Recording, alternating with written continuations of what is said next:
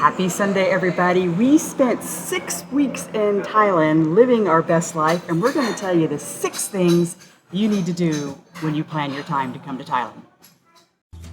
We're Chris and Steve, an early retired couple who sold everything to travel the world full time. We share our nomad life, hikes, and vegan eats. Grab our book, 2 Carry-Ons and a Plan on Amazon, and follow us on social. Subscribe to catch our video every Sunday. Where are we? We are on Koh Phi Phi Island on the west coast of Thailand, and just really enjoying the beach life here, and really excited to tell you about all the great things that we did in Thailand. I just told Chris when we were at breakfast that this has been my favorite country so far. So after traveling for 2 years, this is it. I love Thailand. And so why don't you kick it off and tell us a little bit about how we started. Yeah, so it's interesting that you think this is your favorite. I need to think about that a little bit. All right, so it's definitely in my top 5 or top 3. Anyway, we actually arrived to Thailand on separate boats. Steve actually went to Borneo while I went to Chiang Mai, and you can see our video here on how we took separate vacations. But I went to a yoga retreat first. I went to Chiang Mai and went out to this yoga retreat for a week. Now, if you want to do a yoga retreat in Thailand, there are many to choose from. A lot of them are in the northern portion of Thailand, and definitely something that you can do 3, 4, 5, 6, 7 days. Take your pick. I highly recommend the one I did, and you can see. So in the video, you can see all the information about my retreat. But if you definitely want to do a yoga meditation retreat, Thailand is a super place to do it and very affordable to do it. I left very zen and very happy to see Steve when I returned. And then you came back from Borneo after doing what? Yeah, I was scuba diving in Borneo and met Chris in Chiang Mai and enjoyed a wonderful week together in Chiang Mai. It's a fabulous city. There's loads of temples and great food and amazing people. This is one of those places that, I heard about, where backpackers go in Southeast Asia on $19 a day and have this fantastic time. This was backpackers haven, but there were people from all different ages and from all different places around the world who were really just enjoying this great town. And yes, it's loaded with temples, so you definitely want to go see the temples. You might, by the time you get through Southeast Asia, be a little templed out. But one of the things we really enjoyed was chat with a monk. You can go sit in the temple and chat with a monk, ask them any questions that you possibly think you could ever ask a monk. I thought Steve and I were finished with our conversation at about 45 minutes, and then the last question Steve asked the monk was, "Tell me about enlightenment." How long did that take? It really wasn't that question, but yeah, it turned into a question about enlightenment, and then we sat another 45 minutes learning about the path to enlightenment and the 7 different ways and 9 different methods.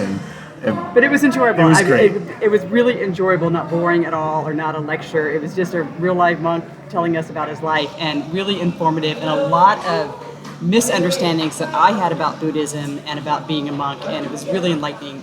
Being enlightened by the enlightening monk. Also in Chiang Mai, we did another really cool thing. There's lots of things to do there. It's lots of really good food, lots of great vegan food. Shout out to Freebird Cafe for the fantastic vegan food. So one of the things we did in Chiang Mai that we really, really loved was we went on a hike up through some of the tribal villages in Chiang Mai, or in northern Thailand, and then did a rafting trip on a bamboo raft, which was just silly and fun and just something different that we probably would never have done anywhere else. Yeah, the bamboo raft was really a blast, and going down the river and kind of, anyways. A lot of fun. It was a lot of fun. Yeah. And by the way, this would be a great point to click that subscribe button and give us a like. Hope you enjoy our videos. Then after we spent our week together in Chiang Mai, then we did something absolutely fantastic. Here's a video here about volunteering at the Elephant Nature Park. Now, there's a lot of refuges in northern Thailand where there are elephants, and those refuges allow you to pet the elephants and ride the elephants and feed the elephants and bathe the elephants. Those aren't refuges. Those are just a modern form of circus for the elephants, where it's not a good thing for the elephants. They're not supposed to be doing those things. They're being trained and forced into being particular behaviors for the tourist communities. Please don't visit those places. Please spend your time at Elephant Nature Park. Now, at Elephant Nature Park, you can go for a day, or you can stay overnight, or you can volunteer for the week. We chose to volunteer for the week. The video tells you all about how we scooped poop and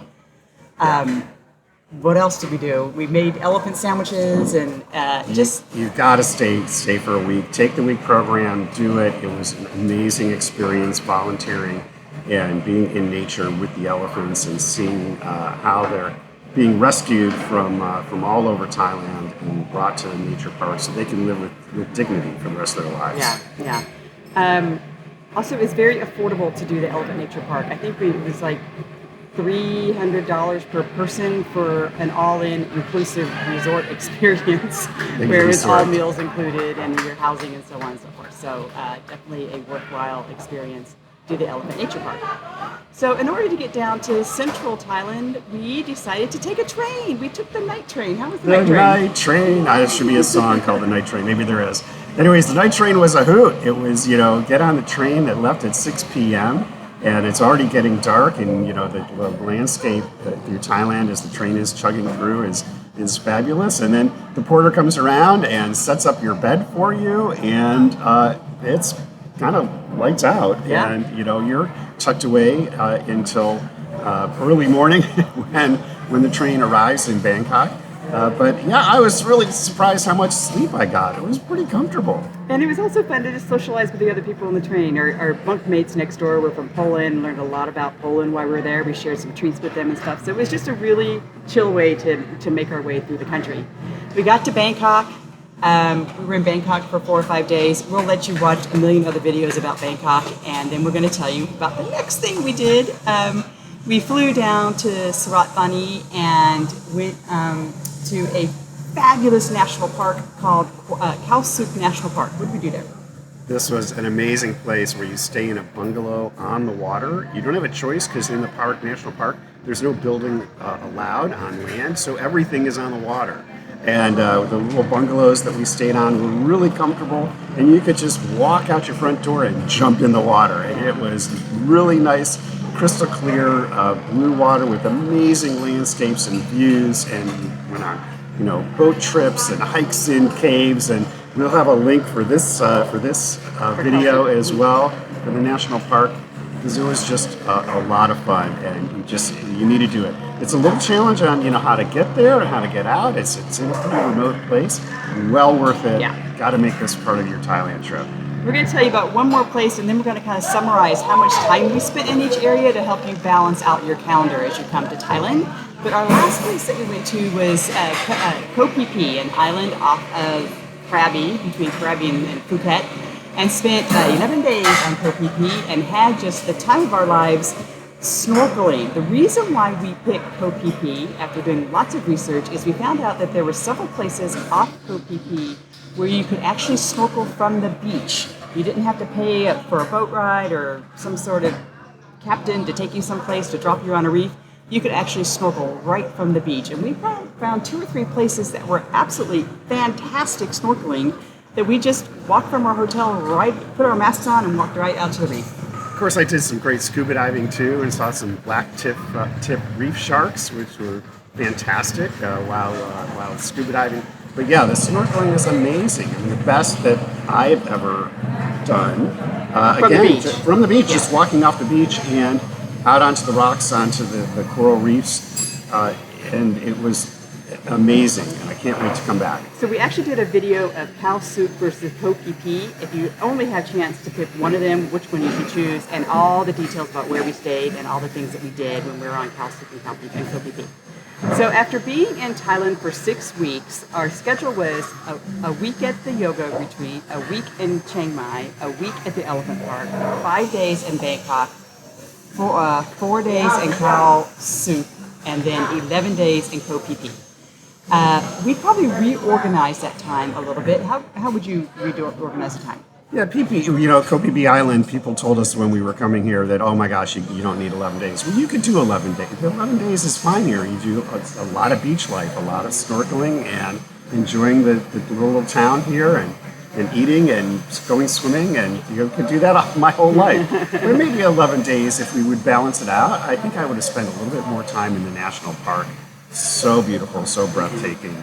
And a little bit more in the northern part, although this time of year, during the fire season, the air quality is pretty bad in northern Thailand. So maybe pick a different time of year. There's certainly more things that we could have done and seen in the Chiang Mai area in the north of Thailand. Yeah, so you want to avoid Chiang Mai probably from February to April. The advantage from February to April is the dry season, so it doesn't rain a lot. The problem is it's super, super smoky, and the air quality is some of the worst in the world.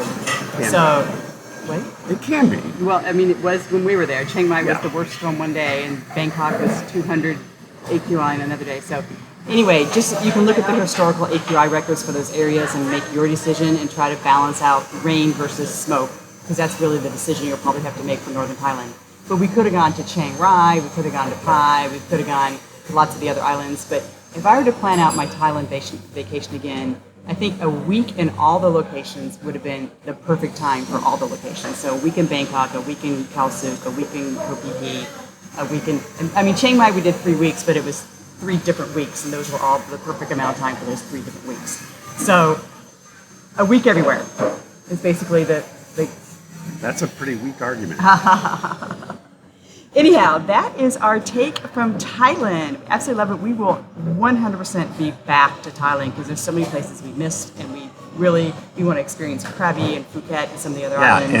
And the places that we did miss that you've been to, put that down in the comments so Yeah. we know that we can come back here and help other people learn about some other places in Thailand that are also must see. Yeah, what is your favorite place in Thailand if you've been here? Tell us, share with us, and we'll see you next week from our next Southeast Asia country. Where will we be?